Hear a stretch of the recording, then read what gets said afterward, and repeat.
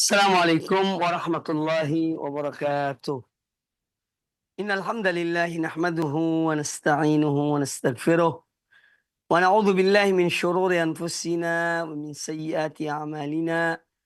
May yahdihillahu fala mudilla lahu wa may yudlil fala hadiya lah. Asyhadu an la ilaha illallah wahdahu la syarika lah wa asyhadu anna Muhammadan abduhu wa rasuluh. Amma ba'du fa inna ahsanal hadits kitabullah wa khairal huda huda Muhammadin sallallahu alaihi wa alihi wasallam wa syarrul umuri muhdatsatuha wa kullu muhdatsatin bid'ah wa kullu bid'atin dhalalah wa kullu dhalalatin finnar.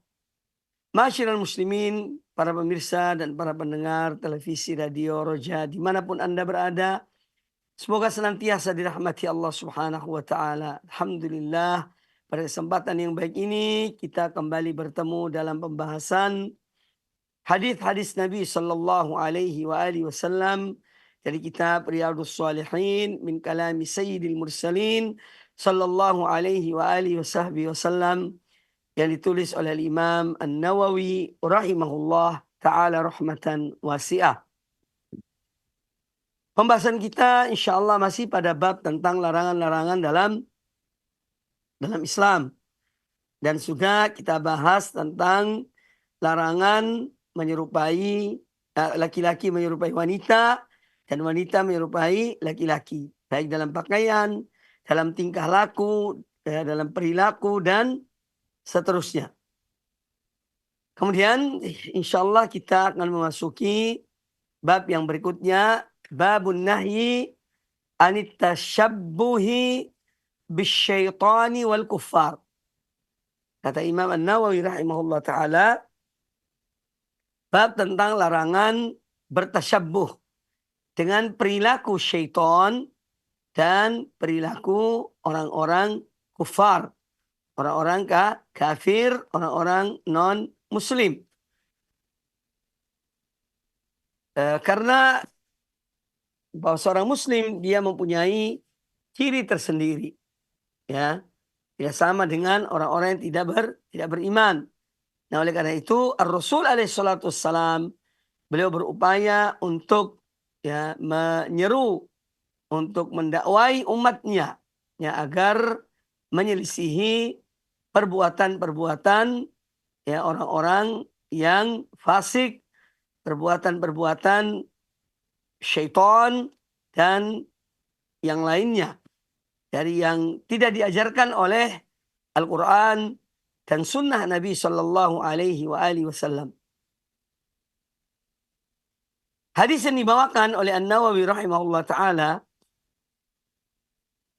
qala rahimahullah, an Jabir radhiyallahu anhu qala, dari Jabir, yaitu Jabir bin Abdullah radhiyallahu anhu, beliau berkata, qala Rasulullah sallallahu alaihi wasallam, Rasulullah sallallahu alaihi wasallam bersabda, la ta'kulu bisyimali, fa inna syaitana ya'kulu wa yashrabu bisyimalihi.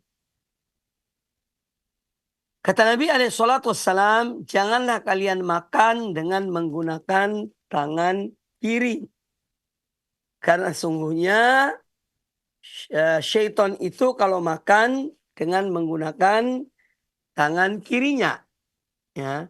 Kemudian di dalam riwayat Imam Muslim, ya, yang riwayat yang lain, beliau mengatakan bahwa Nabi SAW bersabda, "Idza akala ahadukum falyakul biyaminihi, wa idza syariba falyashrab biyaminihi, fa inna syaitan ya'kulu wa yashrabu bishimalihi." Apabila salah seorang di antara kalian makan, maka makanlah dengan menggunakan tangan kanannya. Dan apabila ia minum, maka minumlah dengan tangan kanannya. Karena sungguhnya syaitan itu kalau makan dan minum dengan menggunakan tangan kirinya. Nah, di sini ya, dalam hadis-hadis ini menjelaskan kepada kita tentang perintah Nabi kita Muhammad sallallahu alaihi wasallam untuk menyelisihi perilaku syaitan, ya, sehingga beliau melarang kita makan dengan menggunakan tangan kiri. La ta'kulu bisyimali. Jangan kalian makan dengan menggunakan tangan kiri. Ya, ya. Tapi dengan menggunakan tangan kanan. Ya. Karena apa? Fa inna syaitana ya'kulu wa yashrabu bisyimalihi. Karena sungguhnya syaitan itu makan dan minum dengan tangan kirinya. Nah, di sini yang pertama ya dari hadis ini bahwa Allah Subhanahu wa taala menjelaskan ya kepada Rasul alaihi salatu wassalam tentang makhluk yang gaib yaitu syaitan. Ya, bahwa syaitan dia mempunyai tangan kanan dan tangan kiri. Nah, ini yang harus kita beriman. Ya, karena ini berita dari Ar-Rasul alaihi salatu wassalam ya, yang mana beliau tidak la yantiqu anil hawa in huwa illa wahyun yuha. Beliau tidak berbicara dengan hawa nafsunya, tetapi beliau berbicara berdasarkan wahyu dari Allah Subhanahu wa taala. Maka Nabi alaihi salatu wassalam memberitahukan pada kita tentang syaitan yang dia itu makan dengan tangan kirinya. Ya, dan Nabi alaihissalam memerintahkan kita untuk makan dengan tangan kanan, minum dengan tangan kanan untuk menyelisihi perbuatan syaitan.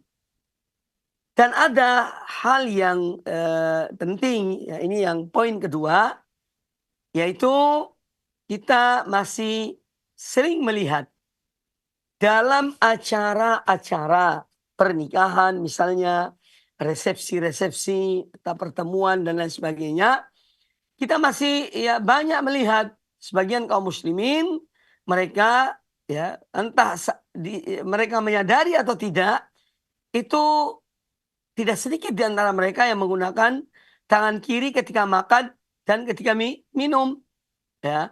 Nah, ini satu hal yang memang perlu diingatkan ya, karena Islam mengajarkan kita adab-adab yang mulia. Adab-adab yang mulia yang diajarkan oleh Allah dan Rasul-Nya kepada umat ini. Ya. Jadi ini menjadi satu perhatian bagi kaum muslimin. Ya. Kita sering melihat ya banyak dalam peristiwa-peristiwa, artinya dalam acara-acara yang saya sebutkan tadi, misalnya pernikahan atau resepsi atau yang lainnya, pertemuan ya, itu kita jumpai tidak sedikit di antara atau ada sebagian kaum muslimin yang ya terutama minum ya, kalau makan mungkin dengan tangan kanan ya, tapi kalau minum banyak minum dengan menggunakan tangan kirinya. Nah, ini harus kita ingatkan. Dan kemudian yang ketiga yang juga perlu kita ingatkan dalam kesempatan yang baik ini adalah sebagai orang tua hendaknya membiasakan anak ya untuk makan dengan menggunakan tangan kanan semenjak kecil mereka. Semenjak kecil mereka. Jadi kita ingatkan ya, karena ada hal-hal yang mulia yang kita dianjurkan untuk menggunakan tangan kanan ketika mengerjakan hal-hal yang mulia tadi, seperti memberi, menerima, kemudian makan, ya, ya mengambil mushaf Al-Quran misalnya, itu alangkah baiknya dengan menggunakan tangan kanan. Ya, adapun hal-hal yang misalnya masuk toilet, ya itu dahulukan kaki kiri. Dan ini pernah kita bahas sebetulnya, cuma sekedar mengingatkan kembali hal-hal yang sudah pernah kita bahas. Jadi kita berharap supaya kita sebagai orang tua ya bisa mendidik anak-anak kita agar mereka ya beradab dengan adab-adab Islami yang diajarkan oleh Rasulullah Shallallahu Alaihi Wasallam. Kemudian Rasul SAW memberitahukan kepada kita ya bahwa syaitan itu ya mempunyai dua tangan. Ya, dengan dua tangan ini, ya, ada kanan ada kiri. Dia makan dengan menggunakan tangan kirinya. Dia minum dengan menggunakan tangan kirinya. Nah, kita harus menyelisihi perbuatan syaitan.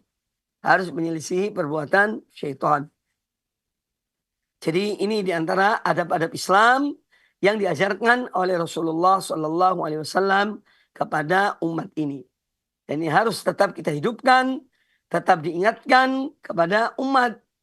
Apalagi sekarang ini kita melihat ya budaya-budaya luar banyak masuk ke negeri-negeri kaum muslimin. Ya, budaya-budaya yang banyak bertentangan dengan tuntunan, ajaran dan adab-adab Islam. Itu bisa dilihat ya dalam keseharian kita melalui medsos dan lain sebagainya. Ya, kita melihat bagaimana perkembangan zaman yang demikian cepatnya, kemudian eh, terjadi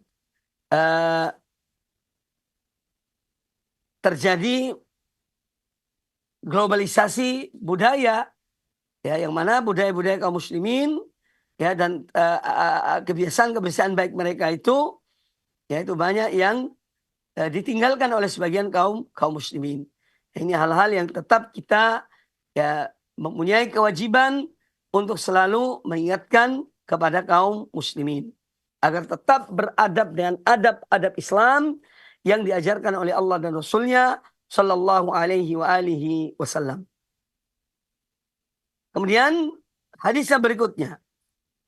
Wa ani bin Umar radhiyallahu anhuma qal, dari Abdullah bin Umar Ibnu Khattab radhiyallahu anhuma berkata, anna Rasulullah sallallahu alaihi wasallam qal, bahwasanya Rasulullah sallallahu alaihi wasallam bersabda, la yakulanna ahadukum bishimalihi. Ya, la yakulanna ahadukum bishimalihi. Jangan sekali-kali, ini lebih ditekankan larangan ini. Jangan sekali-kali seorang di antara kalian makan dengan menggunakan tangan kirinya. Wala yashrabanna biha. Dan jangan sekali-kali dia minum dengan menggunakan tangan kirinya. Fa inna syaitana ya'kulu bishimalihi wa yashrabu biha. Karena sungguhnya syaitan itu makan dengan menggunakan tangan kirinya. Dan demikian pula dia minum dengan menggunakan tangan kirinya. Ini juga riwayat Imam Muslim. Dan ini tidak jauh berbeda dengan makna yang atau hadis yang sebelumnya. Intinya adalah yaitu kita diperintahkan, dianjurkan untuk makan dan minum dengan menggunakan tangan kanan kita. Lain halnya kalau seorang misalnya ya dia mungkin naudzubillah min dzalik, dia ya terkena sakit, terkena stroke misalnya, sehingga dia tidak bisa mengangkat tangan kanannya. Ya, ini hal-hal yang merupakan pengecualian, ya, merupakan hal-hal yang merupakan pengecualian. Tetapi selama seorang itu bisa makan dan minum dengan tangan kanannya, maka alangkah baiknya dia mengikuti petunjuk Rasulullah Shallallahu Alaihi Wasallam. Karena Nabi alaihi salatu wassalam bersabda, ya fa inna khairul hadyi hadyu Muhammadin sallallahu alaihi wasallam. Sesungguhnya sebaik-baik petunjuk adalah petunjuk Muhammad sallallahu alaihi wasallam. Kemudian hadis yang berikutnya, wa an Abi Hurairah radhiyallahu anhu qala, kata Al-Imam An-Nawawi rahimahullah, dan dari Abu Hurairah radhiyallahu anhu beliau berkata, anna Rasulullah sallallahu alaihi wasallam qala, bahwasanya Rasulullah sallallahu alaihi wasallam bersabda, innal yahuda wan nasara la yasbighun fakhalifuhum. Ya, sungguhnya kata Nabi alaihi salatu wasallam, sesungguhnya orang-orang Yahudi dan orang-orang Nasrani mereka tidak merubah warna uban mereka. Fakhalifuhum, maka hendaknya kalian menyelisihi mereka. Ya, di sini muttafaqun alaih, dikeluarkan oleh Imam Bukhari dan Imam Muslim di dalam Sahih Bukhari dan Sahih Muslim.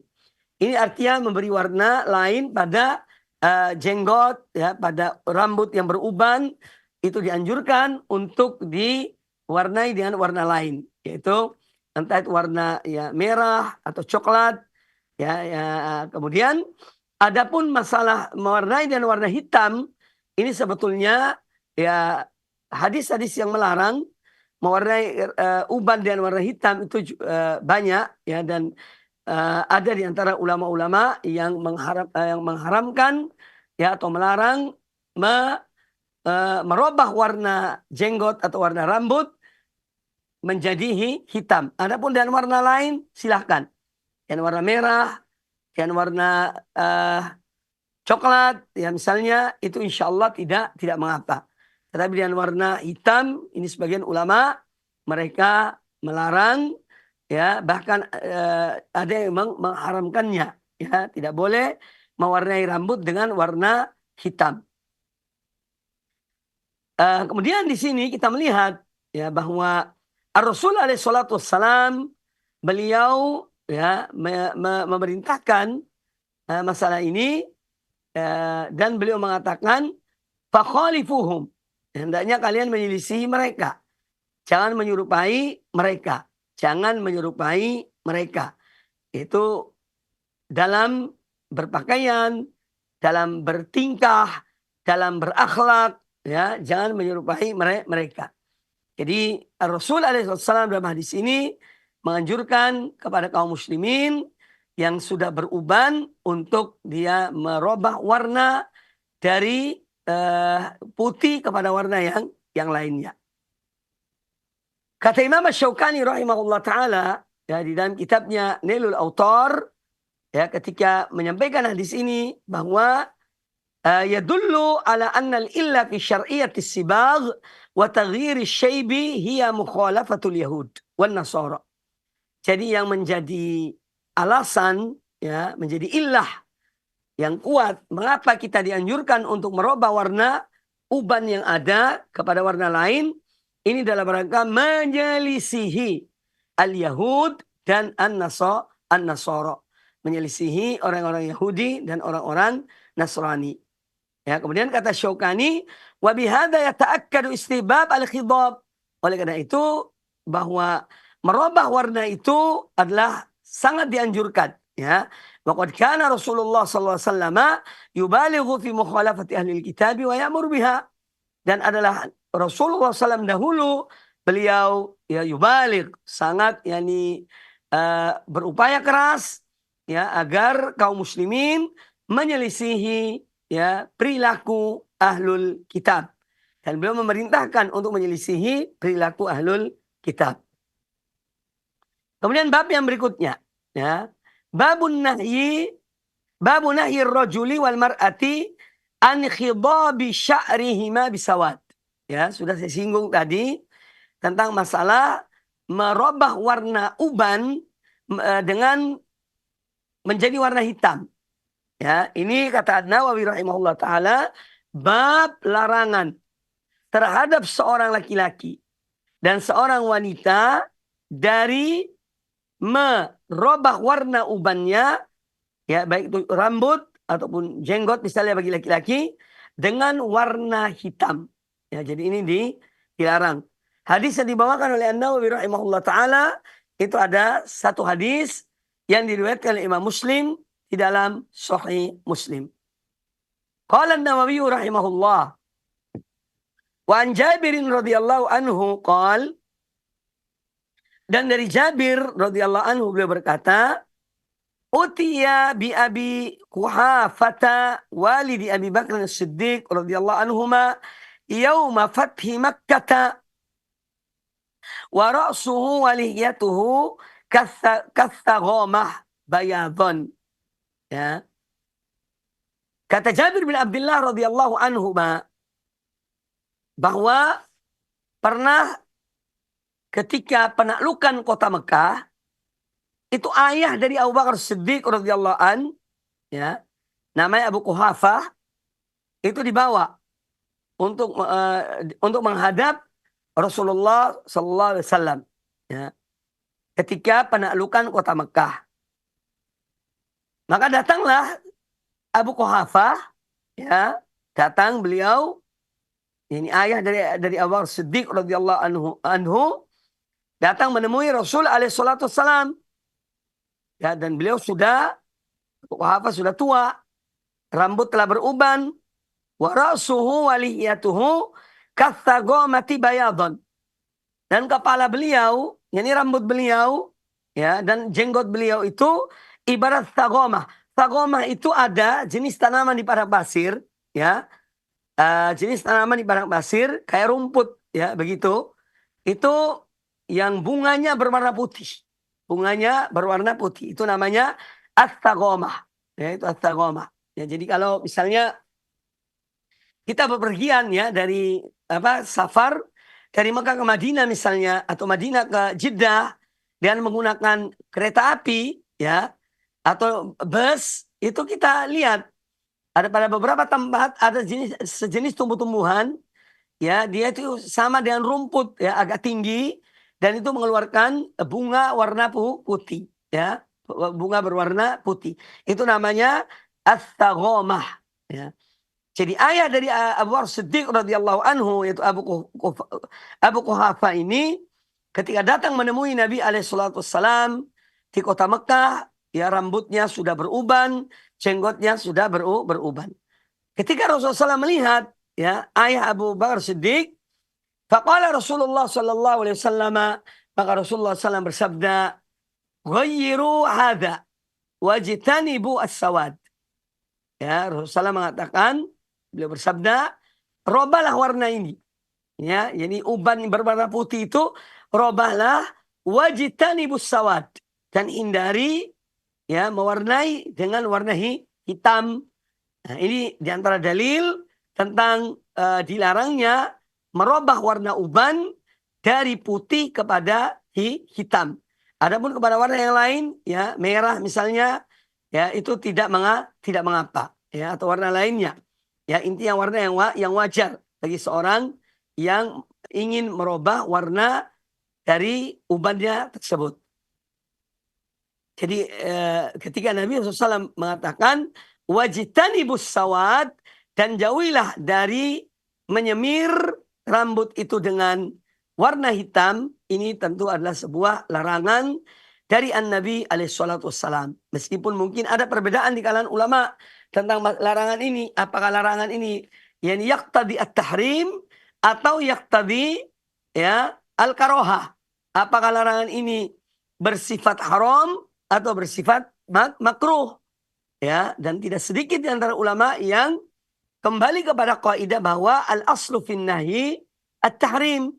Bahwa pada dasarnya sebuah larangan itu adalah untuk satu hal yang haram. Kecuali kalau ada dalil yang menunjukkan bahwa yang haram itu menurun statusnya kepada yang makruh. Jadi dalam masalah ini ya kami tetap berpendapat dan menganjurkan kepada mereka yang akan merubah warna ubannya yaitu sebaiknya tidak merubah dengan warna hitam tetapi dengan warna yang selain hitam karena ini dilarang oleh Nabi Shallallahu Alaihi Wasallam. Nah di sini itu memberikan pelajaran kepada kita tentang dianjurkannya untuk merubah warna uban dari putih kepada coklat, putih kepada merah misalnya. Dan yang kedua adalah dilarangnya merubah warna uban itu dari putih kepada hitam. Ya, bahkan disebutkan dalam sebagian kitab itu sebagai hukumnya adalah haram, tidak dibolehkan. Ya, jadi tidak dibolehkan. Kemudian bab yang berikutnya. Babun nahyi anil qaza'i. Ya. Wa halqu ba'dir ra'si duna ba'din. Wa ibahatu halqihi kullihi lirrajuli dunal mar'ati. Ya, ini bab yang berikutnya. Kata Imam An-Nawawi rahimahullah ta'ala, bab tentang larangan al-qaza'. Al-qaza' itu memotong rambut, ya, sebagian dibiarkan. Ya. Ya, dan itu kadang kita jumpai. Ya, di zaman kita sekarang ini banyak ya tidak sedikit di antara anak-anak muda yang melakukan qaza ini. Ya, jadi kadang di sini dihabiskan semuanya, tinggal sedikit di atas. Ya, ini tidak boleh, hukumnya haram, tidak boleh. Ya, demikian pula ada misalnya yang dia yani membuat mode-mode yang menunjukkan bahwa rambutnya itu sebagian dipotong, sebagian tidak. Sebagian dipangkas, sebagian tidak dipangkas. Ya. Kemudian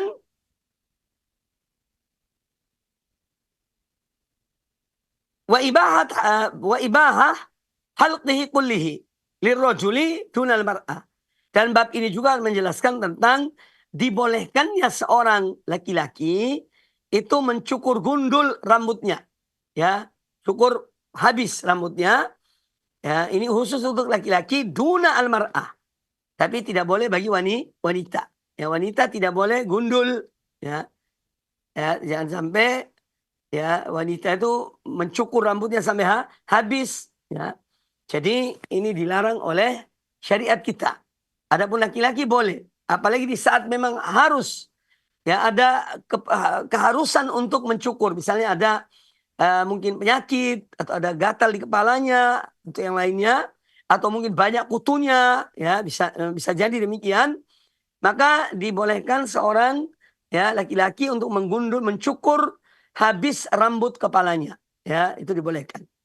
Ya, adapun kalau kita berbicara masalah tatkala umroh, tatkala ibadah haji, itu tentu hal yang lain. Ini pembicaraan ini dalam kondisi yang biasa. Ya.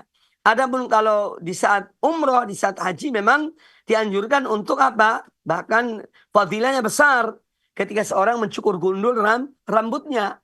Ya, ketika seorang mencukur gundul rambut kepalanya, itu justru, ya, ini setelah itu justru dianjurkan. Tentu setelah seorang mengerjakan kewajibannya, mengerjakan ibadah manasik umroh dan manasik haji. Itu dianjurkan untuk, itu diperintahkan tahallul, dan tahallul itu adalah dengan mencukur rambut bagi laki-laki, baik mencukur gundul maupun atau memendekkan rambut. Jadi ini bab tentang larangan qaza. Qaza itu ya sudah saya jelaskan tadi. Ya, semua bagian kepala dicukur gundul, dibiarkan sedikit di atas. Atau di samping-sampingnya cukur gundul, dibiarkan ini seperti sapu gitu ya.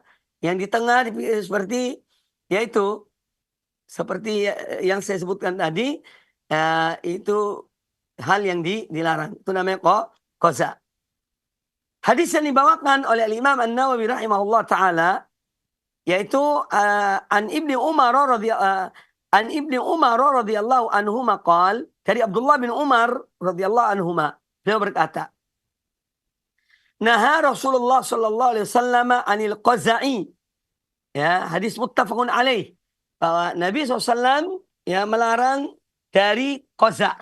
Qaza sudah dijelaskan tadi, yaitu halqu ba'dir ra'si mutlaqan, mencukur gundul sebagian kepala dan membiarkan sebagian yang lainnya.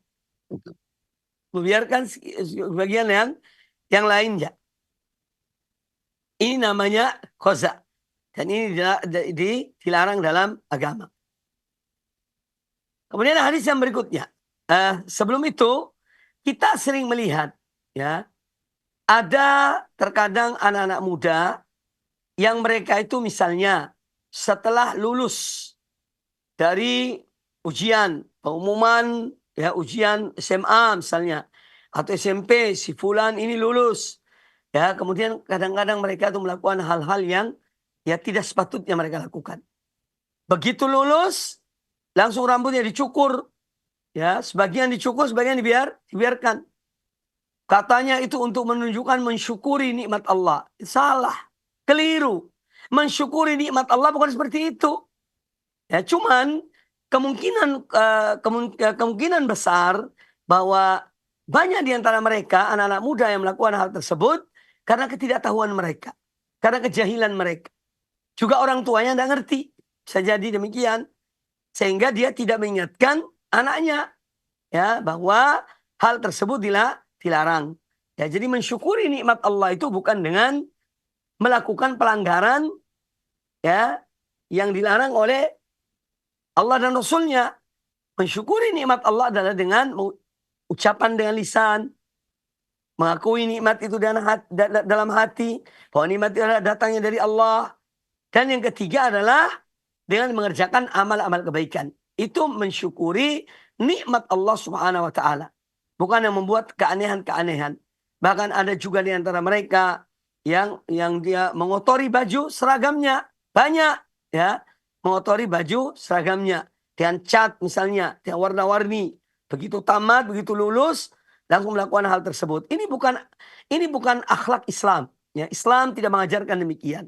Ya, Ini bukan dari akhlak Islam ya yang murni, yang luhur ya, yang diajarkan oleh Rasulullah SAW. Ya.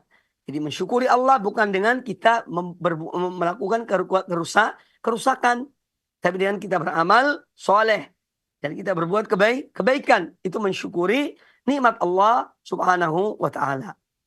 Dan seyogianya dalam hal ini juga ya, sekolah itu memberi peringatan, memberi nasihat ya sebelum uh, murid-muridnya, siswa-siswanya lulus dan tamat dari misalnya SMP atau SMA ya, itu hendaknya juga memberikan pengarahan-pengarahan kepada murid-murid supaya jangan melakukan hal-hal yang merugikan diri mereka sendiri, melanggar ajaran tuntunan Allah dan Rasulnya, merugikan orang tua mereka, ya, supaya mereka diarahkan, mereka diberi pembelajaran, diberikan nasihat supaya dalam rangka mensyukuri nikmat Allah itu hendaknya dengan melakukan amal kebaikan, bukan melakukan hal-hal yang dilarang dalam agama Allah Subhanahu wa Ta'ala. Kemudian kata An-Nawawi rahimahullah taala, ya, wa anhu qal, ya, demikian pula dari Abdullah bin Umar radhiyallahu anhu, beliau berkata, ra'a Rasulullah sallallahu alaihi wasallam sabiyan qad huliqa ba'du sya'ri ra'sihi wa turika ba'duhu fanahahum an dhalika wa qal ihliqu kullahu au utruku kullahu. Hadis riwayat Imam Abu Dawud ya, dengan sanad yang sahih. Ya. Kata Abdullah bin Umar radhiyallahu anhuma, pernah suatu ketika Rasulullah sallallahu alaihi wasallam melihat ada seorang anak ya, masih bayi, masih anak kecil, itu rambut bayi itu dicukur oleh orang tuanya ya, atau orang lain. Intinya rambut bayi itu dicukur sebagian kepalanya dan dibiarkan sebagian lainnya. Ya. Dan dibiarkan sebagian lainnya. Dicukur sebagian, dibiarkan yang sebagian. Fanahahum andalika. Maka Rasul alaihissalam melarang kaum muslimin melakukan hal tersebut. Ya. Melarang kaum muslimin melakukan hal tersebut terhadap bayi-bayi mereka. Waqal, dan kata Nabi alaihissalam, ihliquhu kullahu. Ya, pilih salah satu. Cukur secara menyeluruh ya rambut kepala itu, au utruku kullahu, atau biarkan semuanya. Adapun setengah-setengah tidak. Ya, atau sebagian dicukur, sebagian dibiarkan, ini tidak dibolehkan. Ya, jadi pilih salah satu. Mencukur seluruh rambut kepala bayi itu atau anak-anak tersebut, anak-anak mereka, atau membiarkan, ya, tidak mencukur semuanya. Nah, ini yang diarahkan oleh Ar-Rasul alaihi salatu wassalam. Jadi intinya bahwa hadis ini juga ya sebagai dalil larangan ya mencukur sebagian rambut kepala dan membiarkan sebagian rambut kepala yang lainnya. Baik itu bayi, baik itu remaja, ataupun orang dewasa. Ya, ataupun orang dewasa. Ya, ini yang harus diperhatikan. Kemudian hadis yang berikutnya. Wa an Abdullah ibni Ja'far radhiyallahu anhuma. Dari Abdullah bin Ja'far radhiyallahu anhuma, anna Nabi sallallahu alaihi wasallam amhala ala Ja'far radhiyallahu anhu thalathan. Thumma atahum faqal la tabku ala akhi ba'da al-yawm. Thumma qal ud'u li bani akhi. Ya. Ud'u li bani akhi. Faji'a bina ya, ka'anna afrahu ya, ka'anna afrahun. Faqal faqala yani Nabi sallam ud'u li al-hallaq. Fa'amarahu fahalaqa ru'usana. Ya. Disebutkan dalam riwayat ini, hadis sahih riwayat Imam Muslim, riwayat Abu Dawud, dengan sanad yang sahih. Dari Abdullah bin Ja'far radhiyallahu anhuma, anak Ja'far ya bin Abi Thalib, anna Nabi sallallahu alaihi wasallam, bahwasanya An-Nabi alaihi wasallam amhala ala Ja'far radhiyallahu anhu salatan. Ini untuk mereka bertakziah, artinya mereka bersedih karena ditinggal mati oleh ayah mereka, itu diberi kesempatan tiga hari. Tsumma atahum, kemudian Nabi SAW datang menemui mereka, putra putri Ja'far radhiyallahu an. Faqala la tabku ala akhi ba'dal yawm. Kata Nabi SAW kepada anak-anaknya Ja'far, ya, jangan kalian menangis atau menangisi saudaraku, ya, itu atas wafatnya Ja'far bin Abi Thalib, ya, setelah hari ini. Jadi beliau memberikan penangguhan takziah itu selama tiga hari. Orang boleh sedih, boleh nangis 3 hari. Kalau sudah lebih dari 3 hari tidak dibolehkan. Ya, maka beliau mengatakan la tabku ala akhi ba'dal yawm. Jangan kalian menangisi saudaraku setelah hari ini. Ya, setelah tiga hari. Tsumma qala, kemudian kata Nabi alaihi wasallam, ud'uli bani akhi. Ya. Doakan aku atau panggil aku, wahai anak-anak saudaraku. Ya. Ud'uli bani akhi. Jadi ini perintah dari Nabi SAW. Beliau memerintahkan seseorang untuk memanggil, ya, anak-anak dari Ja'far agar datang menemui beliau. Faji abina, maka kami pun dibawa, ya, untuk menemui Rasulullah sallallahu alaihi wasallam, ya. Ka'anna afrahun, ya. Kami ini disebutkan di sini afrah itu jama' farah wa huwa waladut ta'ir. Ya, kami ini ibarat anak-anak burung, ya. Yang mana sebagian kepala mereka itu dicukur, sebagian tidak. Ya. Fa'amarahu, kemudian Rasulullah SAW menyuruh si tukang cukur itu, ya, untuk mencukur bersih semua kepala mereka. Jadi jangan ada yang dibiarkan sebagian. Dan ada yang dibiarkan sebagian dari rambut mereka. Nah ini masalah berkaitan dengan takziah. Kesedihan ketika ditinggal mati oleh sana famili, oleh ayah misalnya atau ibu seseorang. Nah, yang diambil dari hadis ini bahwa al-buka 'alal amwat fi zaman Rasul sallallahu min ghairi niyahah. Ya, bahwa menangisi mayat di zaman Nabi SAW itu tidak dibolehkan dengan meratapi. Jadi sejak dahulu Ar-Rasul alaihi wasallam melarang, ya, yaitu meratapi mayat. Menangis sambil mengeluarkan kalimat-kalimat. Itu tidak dibolehkan. Tapi kalau nangis saja boleh. Silahkan. Seorang menangis karena dia ditinggal mati oleh ayahnya atau ibunya atau suaminya atau istrinya. Ya dia menangis. Itu tidak mengapa menangis itu. Ya.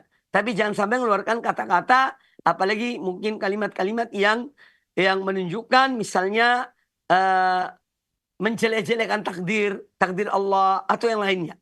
Ini tidak dibolehkan. Hukumnya adalah haram, tidak dibolehkan. Kemudian bahwa ketika seorang menangisi keluarganya yang meninggal, itu tidak boleh lebih dari 3 hari. 3 hari 3 malam. Ya, cukup 3 hari 3 malam. Lebih dari itu tidak dibolehkan. Kemudian bahwa dahulu ketika mereka mencukur rambut-rambut mereka, ya, kata mereka adalah untuk, ya, menghilangkan rasa sedih. Padahal apa hubungannya? Ya, antara rasa sedih dengan mencukur rambut, tidak ada hubungannya. Tapi itu yang terjadi. Itu yang terjadi dahulu. Ya. Kemudian ketika mereka mencukur sebagian rambut mereka, maka Rasulullah menyuruh semuanya. Ya. Jadi ini halqus sya'ri atau ar-ra's, mencukur rambut itu, ya, itu diibaratkan sebagai bentuk untuk menghilangkan kesedihan, ya, menghilangkan kesedihan, ya, dan untuk seorang itu tetap optimis.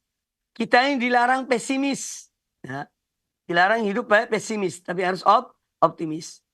Kemudian juga hadis ini menjelaskan kepada kita tentang bagaimana Ar-Rasul alaihissalam, ya, ketika beliau, ya, saudaranya, ya, misanannya, ya, itu Ja'far bin Abi Thalib meninggal, itu anak-anak Ja'far bin Abi Thalib itu diasuh oleh Nabi SAW. Jadi anak-anak yatim yang ditinggal mati oleh Ja'far itu diasuh oleh Ar-Rasul Sallallahu Alaihi Wasallam, dan beliau, ya, ini melembuti mereka, ya, memelihara mereka dengan penuh kelembutan dan penuh kebaikan. Maka dari itu dianjurkan, apalagi seorang yang punya, ya, yang ada hubungan kekerabatan, ya, jika dia mempunyai anak-anak yatim ditinggal mati oleh kerabatnya, ya, itu supaya diasuh. Jangan kemudian dibiarkan anak-anak telantar, tapi hendaknya dipelihara, diperhatikan, ya, disantuni mereka anak-anak yatim itu, karena anak yatim, ya, yang dari kerabat kita, kalau misalnya mereka ditinggal mati oleh orang tua mereka, itu kita kemudian mengambil alih untuk merawat mereka, untuk mendidik mereka, ya, untuk membiayai mereka, itu pahala yang sangat besar di sisi Allah Subhanahu wa Ta'ala. Kemudian bahwa apa yang diceritakan dalam hadis ini juga menjelaskan kepada kita tentang bahwa orang-orang mukminin, ya, itu mereka adalah orang-orang yang bersaudara, ya, cinta karena Allah, benci karena Allah Subhanahu wa Ta'ala. Ya, kemudian juga hadis ini mengandung larangan, yaitu mencukur sebagian rambut kepala dan membiarkan sebagian yang lainnya. Oleh karena itu ketika Nabi SAW melihat bahwa anak-anak dari Ja'far ini, kepala mereka itu ada yang sudah dicukur sebagian, ada yang tidak. Makanya beliau kemudian memanggil seorang tukang cukur. Ya, menyuruh manggil seorang tukang cukur. Kemudian semua mereka dicukur gundul rambut-rambut kepala mereka. Ya, jadi jangan dibiarkan sebagian. Ini juga dalil tentang bab ini, larangan mencukur sebagian rambut kepala dan membiarkan sebagian yang lainnya. Kemudian hadis yang berikutnya, ya, hadis ini hadis dhaif dari Ali bin Abi Thalib radhiyallahu anhu qal, ya, naha Rasulullah sallam an tahliqa al-mar'atu ra'saha. Ya. Jadi kata Ali bin Abi Thalib radhiyallahu an bahwa Rasulullah SAW melarang wanita mencukur rambut kepalanya. Hadis riwayat Imam An-Nasa'i, ya. Namun walaupun hadis ini dhaif, tapi inilah yang diamalkan oleh para ahlul ilmi, ya. Ya, bahwa wanita itu tidak boleh digundul rambutnya, tapi dipotong potong pendek. Ya, ini yang menjadi amal, ya, yang dikerjakan selama ini. Ya, kata Imam At-Tirmidzi rahimahullah taala, wal amalu inda ahli ilmi la yarawna 'alal mar'ati halqan. Para ulama ahlul ilmi mereka itu, ya, berpendapat mereka tidak membolehkan, ya, wanita mencukur gundul rambut kepala mereka. Tapi cukup dengan memendekkan rambutnya.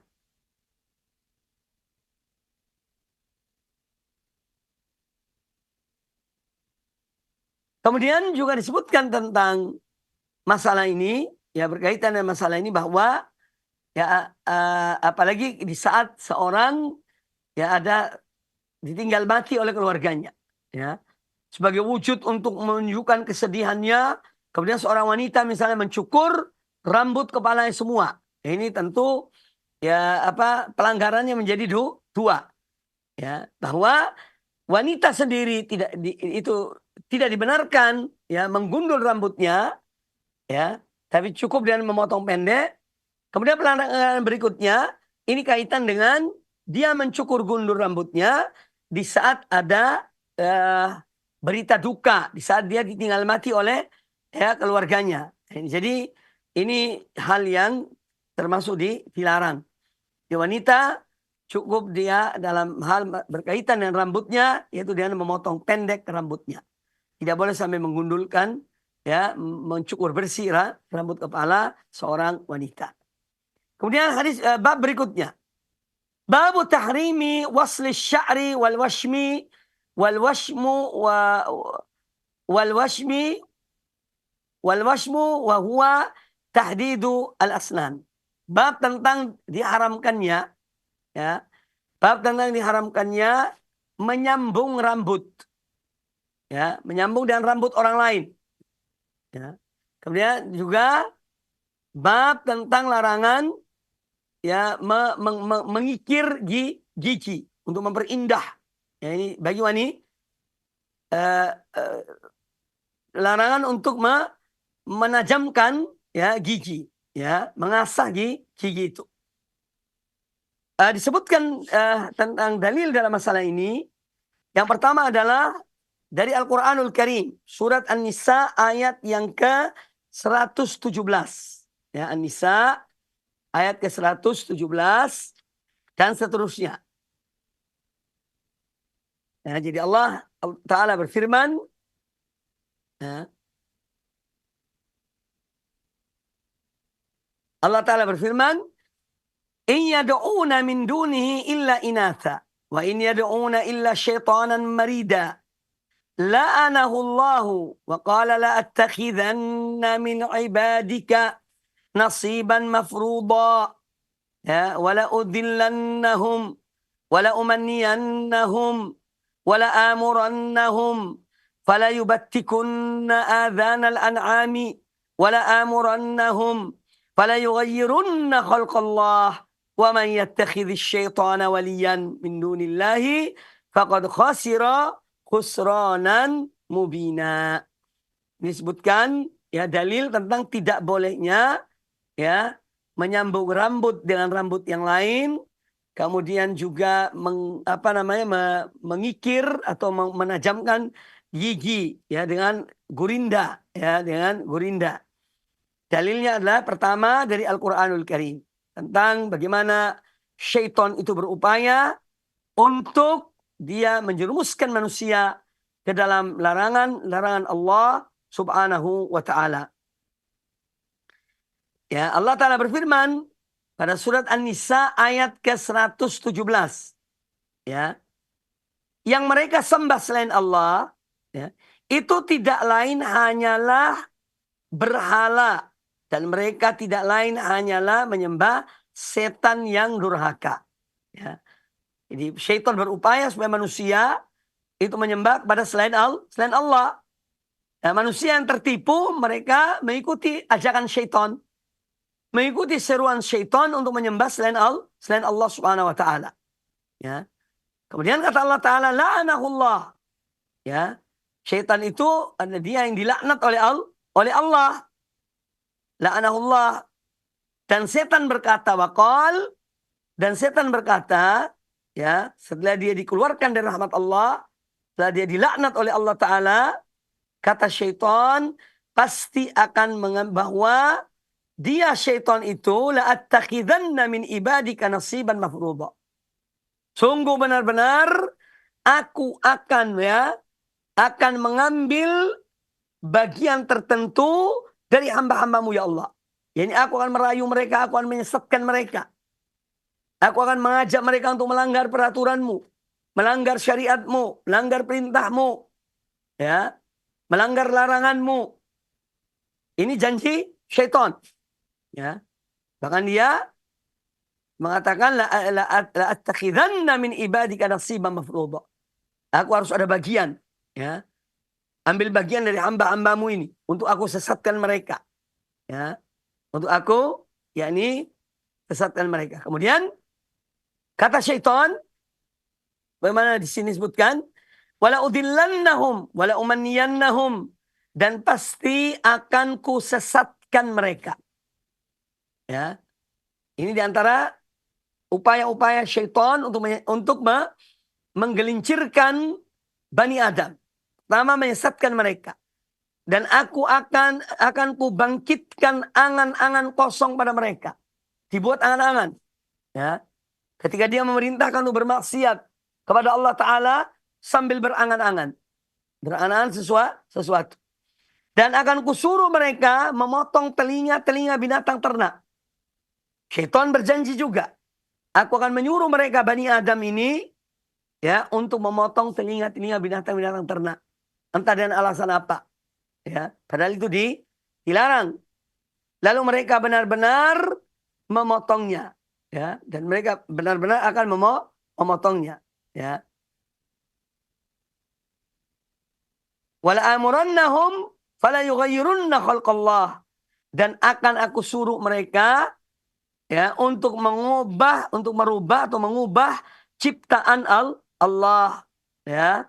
Fala yughayyirunna khalqallah. Ya, jadi itu diantara bisikan syaitan, upaya syaitan untuk menyesatkan manusia. Salah satunya adalah agar mereka merubah ciptaan Allah Subhanahu wa taala. Wa man yattakhidhi syaitan waliyan min dunillahi faqad khasira khusranan mubina. Kemudian Allah Ta'ala menjelaskan bahwa barang siapa yang menjadikan setan sebagai pelindung selain Allah, maka sungguh dia akan menderita kerugian yang nyata.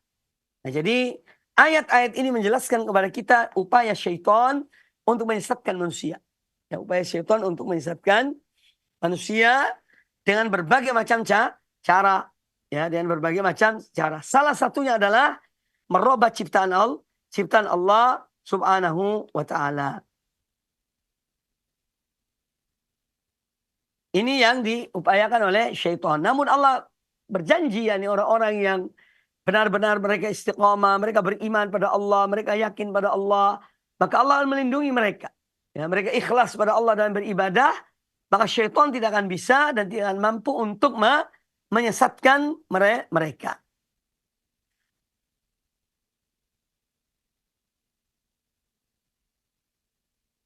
Ma'asyiral muslimin rahimani wa rahimakumullah.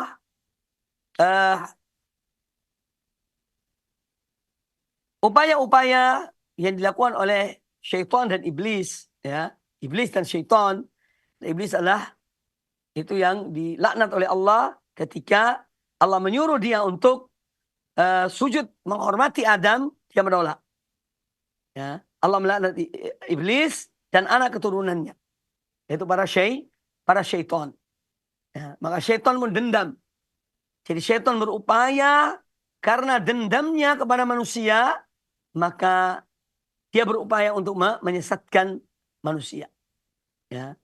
Oleh karena itu para ulama banyak menulis kitab-kitab tentang makaidus syaitan, tipu daya syaitan yang berupaya untuk menyesatkan manusia, menyesatkan Bani Adam, ya, agar mereka bersamanya di neraka. Na'udzubillah min dzalik. Ya, oleh karena itu kita ini harus ya berupaya juga untuk selalu mohon pada Allah Ta'ala, minta perlindungan pada Allah Ta'ala dari bisikan-bisikan syaitan. Dan syaitan dua macam. Ada jin, ada manusia. Ya. Tidak sedikit manusia berperilaku seperti syaitan. Ya.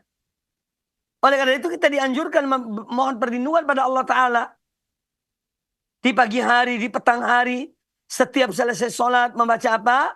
Qul a'udzu birabbin nas, malikin nas, ilahin nas, min syarril waswasil khannas, alladzi yuwaswisu fi sudurin nas minal jinnati wan nas. Ya. Kita mohon perlindungan pada Allah dari apa? Bisikan khannas, yang dia selalu membisiki manusia untuk menyesatkan mereka. Ya. Baik dari golongan jin maupun dari golongan manusia. Ya. Maka kita bentengi diri kita dengan yaitu selalu berlindung pada Allah Subhanahu wa taala. Ya, kita dianjurkan setiap selesai sholat subuh, setelah zikir kita membaca Qul huwallahu ahad 3 kali, Qul a'udzu birabbil falaq 3 kali, Qul a'udzu birabbin nas 3 kali. Ya. Kemudian setiap selesai sholat zuhur, asar, itu baca qul huwallah 1 kali. Demikian pula waktu isya, adapun maghrib juga 3 kali, 3 kali setelah sholat maghrib membaca surat-surat tersebut. Kemudian kita dianjurkan membaca ayatul kursi, ya, untuk melindungi, membentengi diri kita, ya, dari syaitan, ya, yang berupaya untuk merusak Bani Adam, merusak hati-hati mereka, merusak niat-niat mereka, merusak perbuatan-perbuatan mereka. Ya. Maka orang yang beruntung adalah orang yang diselamatkan oleh Allah Ta'ala, ya, dari godaan dan bisikan syaitan. Apalagi syaitan sesuatu yang kita tidak melihatnya. Dia melihat kita, tetapi kita tidak melihat mereka. Syaitan itu. Ya. Maka posisi kita hanya bisa membentengi diri kita. Ya. Dengan, yaitu azkar. Ya, dan memperbanyak berzikir pada Allah. Memperbanyak berlindung pada Allah. Dari syaitan tersebut. Ya. Karena syaitan itu, dia tidak akan biarkan manusia ini, ya, terus didatangi, digoda, dibisiki macam-macam. Itu syaitan. Ya. Supaya manusia ini lalai, lupa, supaya bermaksiat kepada Allah Subhanahu wa Ta'ala. Ya, maka bersyukurlah orang yang apabila dia itu, ya, karena imannya, karena keikhlasannya, ya, dia bisa merasakan, ya, ini bisikan syaitan atau bisikan lainnya. Ketika ada bisikan-bisikan dalam dirinya untuk melakukan hal yang diharamkan oleh Allah Ta'ala, maka dia berlindung pada Allah Ta'ala. Dia segera untuk melakukan hal yang dapat membentengi dirinya dari bisikan-bisikan syaitan. Karena syaitan tidak mempunyai sultan, tidak mempunyai kekuatan bagi hamba-hamba Allah yang betul-betul mereka ikhlas kepada Allah Subhanahu wa Ta'ala. Mereka ikhlas karena Allah, ikhlas pada Allah dalam amal-amal mereka, dalam ibadah mereka. Mereka ikhlas karena Allah Ta'ala, maka syaitan tidak akan mempunyai kekuatan untuk merayu mereka, menggoda mereka, menjerumuskan mereka. Ya. Syaitan akan masuk dalam diri seorang ketika dia lalai. Ketika dia lupa berzikir pada Allah. Ya. Ketika dia terlena dengan dunia. Ya. Ketika dia ingin sesuatu dari nafsunya. Ya. Maka disitulah syaitan akan berperan. Tapi ketika seorang berzikir, berdoa, berlindung pada Allah Ta'ala, dan dia selalu lakukan hal itu, maka Allah pasti akan melindunginya. Ya. Ada, ya, dalam tulisan Imam Ibnu Qayyim rahimahullah Ta'ala, bagaimana upaya-upaya dan langkah-langkah syaitan dalam menjerumuskan manusia. Ya. Dalam menjerumuskan manusia kepada lembah dosa, kepada kekufuran, kepada bid'ah, ya, kepada untuk meninggalkan kewajiban-kewajiban dan seterusnya, untuk melaksanakan dosa-dosa besar. Itu adalah langkah-langkah syaitan, ya, dalam berupaya menyesatkan manusia. Nah, salah satu upaya syaitan adalah, ya, yang disebutkan dalam ayat ini, dan nanti insya Allah pada pertemuan akan datang kita membahas hadis-hadis dalam bab ini tentang merubah ciptaan Allah Subhanahu wa Ta'ala. Merubah ciptaan Allah Subhanahu wa Ta'ala. Ya, yang sudah ada pada diri seseorang, ya, itu dirubah. Ya, nanti ada pembahasan masalah-masalah yang memang misalnya ada hal-hal yang dibolehkan oleh agama, ya, karena kondisi tertentu, karena satu hal tertentu. Tapi ada hal-hal yang sekedar untuk memperindah diri, mempercantik diri, kemudian merubah ciptaan Allah. Ini yang dilarang dan diharamkan. Dan syaitan selalu berupaya agar manusia ini, ya, merubah ciptaan Allah Subhanahu wa Ta'ala. Karena ini salah satu di antara dosa-dosa besar. Di antara dosa-dosa besar. Baik kaum muslimin, kaum muslimat rahimani wa rahimakumullah. Untuk sementara itu kajian kita dari hadis-hadis Nabi SAW dalam bab ini. Dan karena bab yang baru kita bahas sebagai pembukaan ya cukup panjang dan banyak hadis-hadisnya, maka insya Allah kita akan menjelaskannya pada pertemuan yang akan datang. Dengan seizin Allah subhanahu wa ta'ala. Baik kaum muslimin, kaum muslimat, para pemirsa dan para pendengar televisi Radio Roja dimanapun Anda berada. Semoga Allah Ta'ala senantiasa melindungi, merahmati dan memberikan taufik pada kita semuanya. Agar kita senantiasa ya melaksanakan perintah-perintah Allah dan menjauhi larangan-larangan Allah subhanahu wa ta'ala. Ya, semoga apa yang kita pelajari dari bagian dari adab-adab Islam yang diajarkan oleh Islam kepada kita bisa kita terapkan, ya bisa kita sampaikan kepada yang lainnya, bisa kita ingatkan keluarga kita dan seterusnya. Ya, karena orang yang menunjukkan satu kebaikan, maka insya Allah dia mendapatkan pahala sebanyak orang yang mengerjakannya. Man dalla ala khairin falahu mithlu ajri fa'ilihi. Karena siapa menunjukkan satu kebaikan ya pada seorang, maka dia mendapatkan pahala sebanyak orang yang mengerjakannya. Di adab-adab yang kita ajarkan, yang kita dengar tadi dari hadis-hadis Nabi SAW, kemudian juga ada sebagian larangan dan seterusnya. Ya, ini semoga menjadi pelajaran bagi kita, menambah ilmu kita, dan juga dapat kita praktekkan dalam kehidupan kita sehari-hari. Dan jangan lupa kita selalu dan terus mohon pada Allah Ta'ala taufik. Mohon pada Allah Ta'ala al-afiyah. Ya, wal mu'afah di dunia wal akhirah. Kita minta keselamatan dunia dan di akhirat. Ya, minta pada Allah Ta'ala. Mohon pada Allah Ta'ala. Ya, ketika seorang paman Rasulullah Al-Abbas bin Abdul Muttalib radhiyallahu anhu pernah bertanya kepada Rasulullah SAW, ya Rasulullah, ajarkan aku satu doa. Ya aku membacanya. Kata Rasulullah SAW pada pamannya, wahai pamanku, ya, salillah al-mu'afah fi dunia wal akhirah. Wahai pamanku, mohonlah kepada Allah al-mu'afah, dalam satu riwayat al-afiyah, ya, kepada Allah Ta'ala. Maka selalu kita mohon pada Allah Ta'ala al-afwa wal-afiyah wal-mu'afat fi dunia wal akhirah. Baik di dunia maupun di akhirat. Agar kita dimaafkan, diampuni, diselamatkan di dunia dan di akhirat dari berbagai hal-hal yang buruk. Ini doa yang Masya Allah. Ya, silakan diamalkan. Ya, semoga Allah benar-benar memberikan kepada kita ya taufik, hidayah, dan keselamatan dunia dan akhirat. Demikian, tetap bersemangat dalam menuntut ilmu.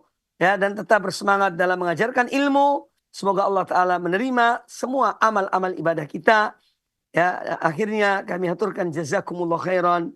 Ya, terima kasih sebesar-besarnya kepada semua yang telah mengikuti kajian ini. Ya, semoga amal ibadahnya diterima oleh Allah Subhanahu wa taala. Aku qouli hadza wa jazakumullah khairan. Subhanakallah bihamdika asyhadu an la ilaha illa anta astaghfiruka wa atubu ilaik. Wa sallallahu wasallam wa barak ala nabiyyina wa ala alihi ajma'in. Assalamualaikum warahmatullahi wabarakatuh.